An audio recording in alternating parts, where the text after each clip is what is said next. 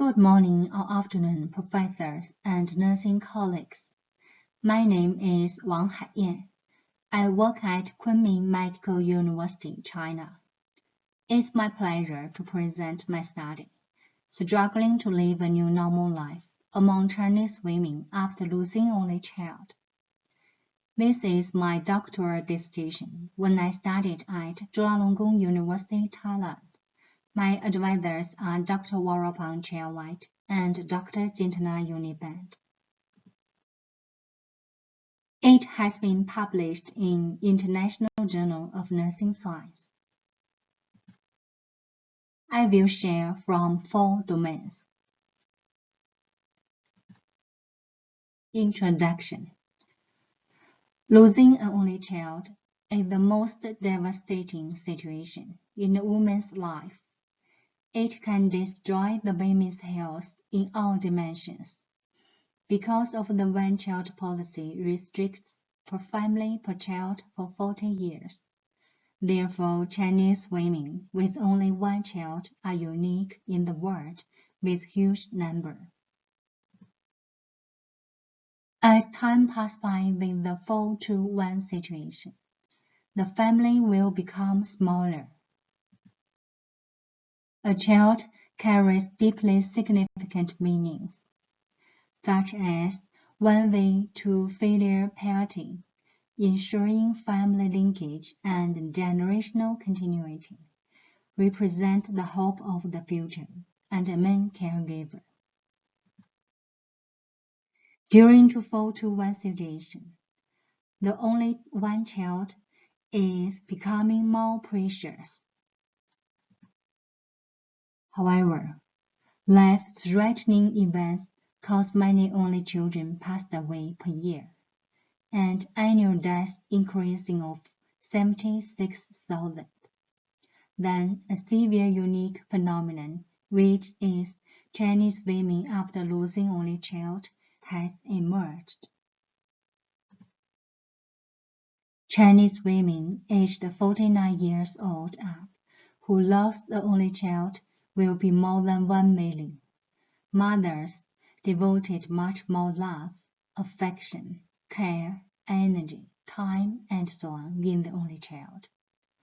After losing the only child, Chinese women were undergoing severe psychological, physical, social, and economic problems. There are urgent high demands for nursing care to support them to deal with life after losing the only child. However, there is no situation suitable theory could get and no intervention knowledge could be used for them.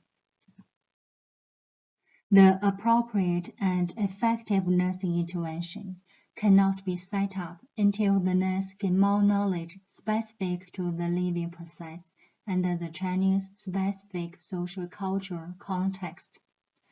Understanding the living process can be an evidence-based and a guideline to assist the nurses better plan nursing interventions.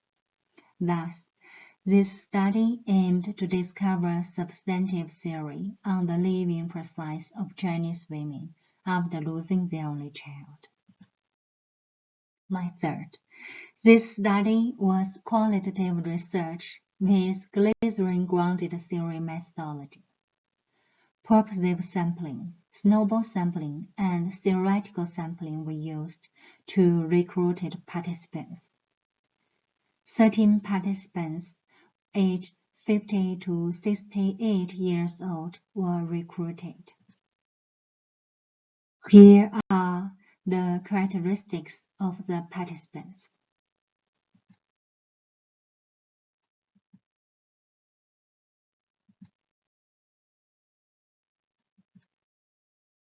Data were collected through in-depth interview, observation, and field notes. The in-depth interview with an average of 90 minutes.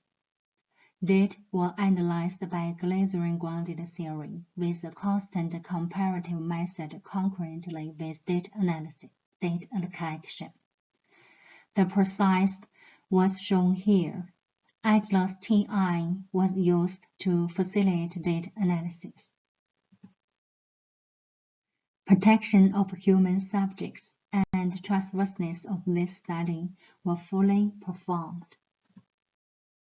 Findings.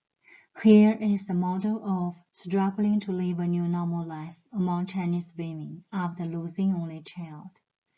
It refers to the process wherein the women were struggling to form a new life by adapting thoughts and behaviors and developing strategies in daily life, even though it had been destroyed by child love.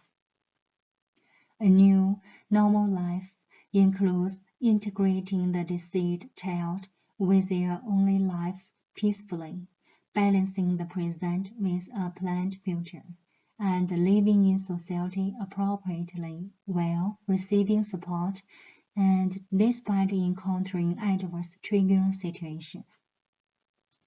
The living process is not linear. It is dynamic and phased.